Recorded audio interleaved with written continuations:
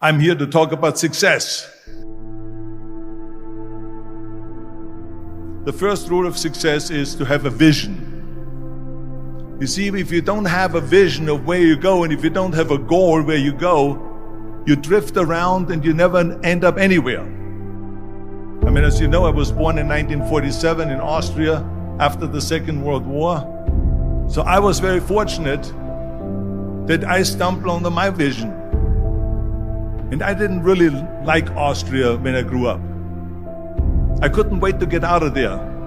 I couldn't see myself becoming a farmer or a worker in a factory or anything like that. Even though my parents wanted me to stay there and have a normal life. But that was their vision, not mine. My vision was totally different. I felt that I was born for something special, for something unique, for something big. Then one day I went to school. I remember I was 11 years old, and they showed a documentary about America. And there they showed in this documentary the huge skyscrapers, the high-rises, the huge bridges, the 6-lane freeways, and all of this stuff. And I said to myself, that's where I want to be. I don't want to be around here with these little farmhouses and these little buildings. I want to be in America. One day after school, I walked by a store in Graz. So I went inside and I looked around, and then I saw a magazine. I saw a bodybuilding magazine that had Reg Park on the cover. Reg Park was then a 3-time Mr. Universe. And I saw him on the big screen as Hercules. I read that and I said to myself, wow, this is the blueprint for my life. This is exactly what I want to do. I want to become a bodybuilding champion just like Reg Park. I want to get into movies just like Reg Park. And I want to make millions of dollars and be rich and famous just like Reg Park. Do you know how great it felt that I knew where I was going?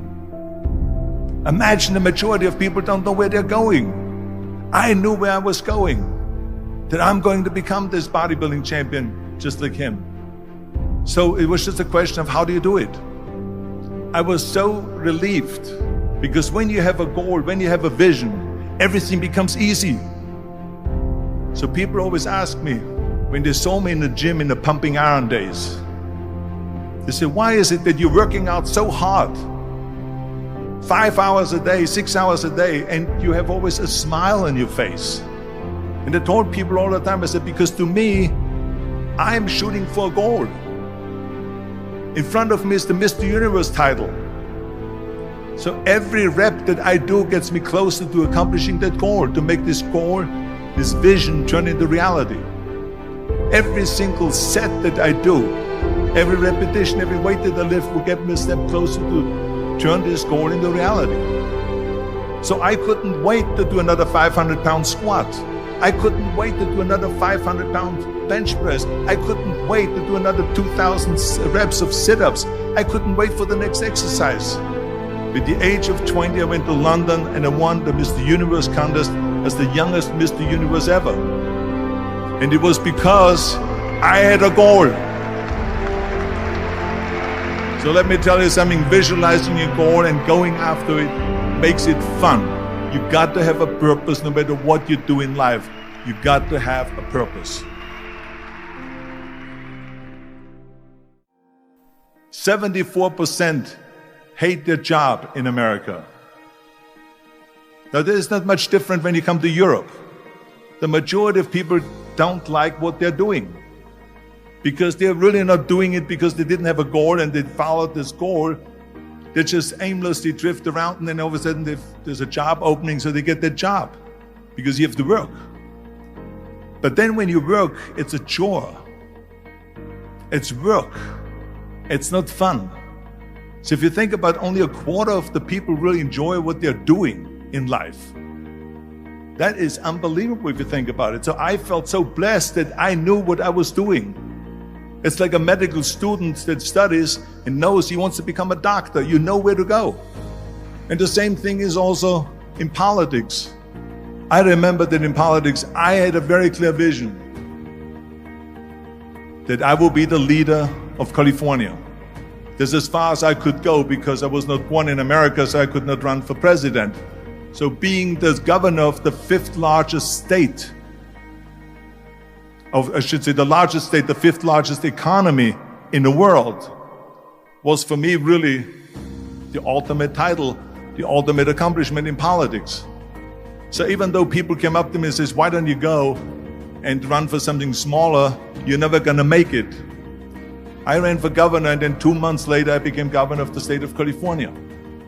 Again, because I had a very clear vision what I'm gonna do with California. So that's rule number one, have a vision. Rule number two is, don't listen to the naysayers. Don't listen to the naysayers.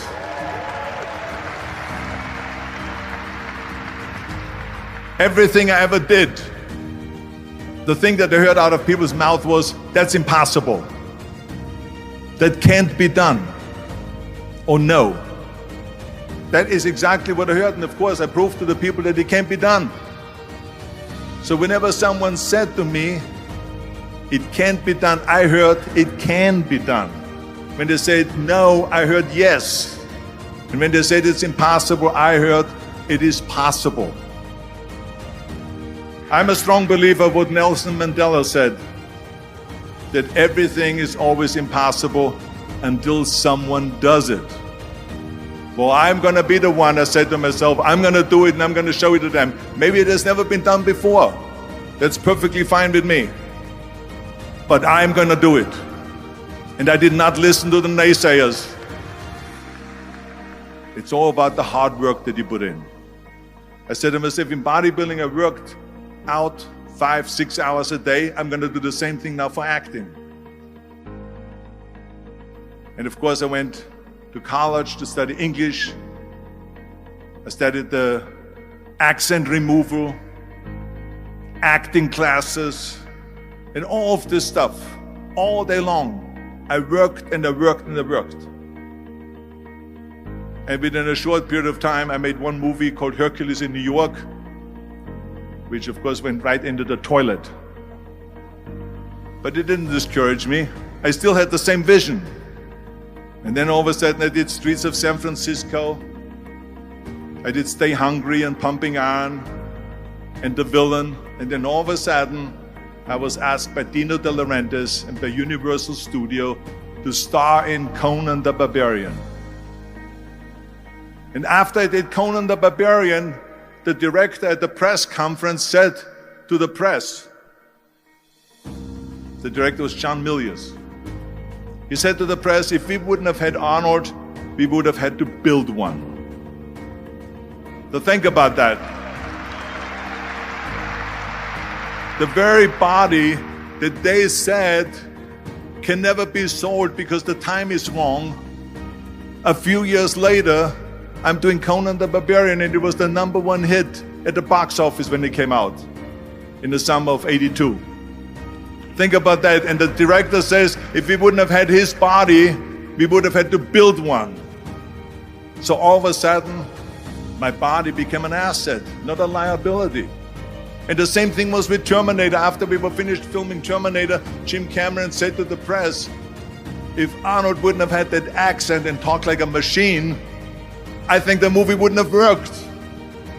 So think about that. The body and the accent that they attacked was an asset. But I didn't listen to those losers. I didn't listen to them at all. It's just the reality of it is that you cannot listen to the naysayers. So this is a very important lesson for all of you. So when someone says, no, this is a stupid idea, you in your mind, you don't have to say it, but in your mind just say this of you asshole. What do you know?